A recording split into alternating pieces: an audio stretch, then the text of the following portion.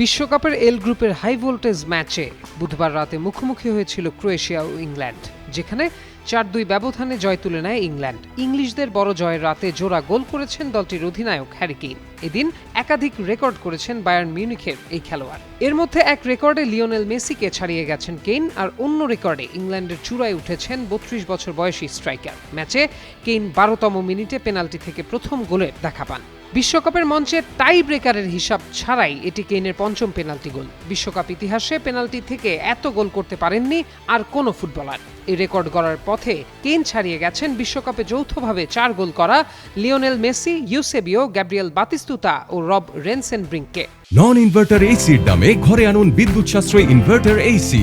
এখন 1.5 ton my one inverter AC মাত্র ৪৮,৯০০ টাকা পাওয়া যাচ্ছে মিনিস্টার শোরুমে। কেইনের শট জালে জড়াতেই আরেকটি রেকর্ডেও ওঠে তার নাম। ডেভিড বেকহামের পর দ্বিতীয় ইংলিশ ফুটবলার হিসেবে ৩টি ভিন্ন বিশ্বকাপে গোলের কীর্তি গড়েছেন তিনি।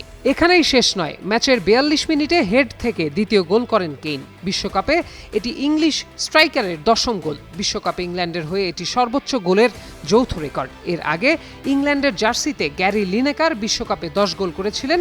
গতকালের জোড়া গোলে সেই রেকর্ডে ভাগ বসালেন কেইন।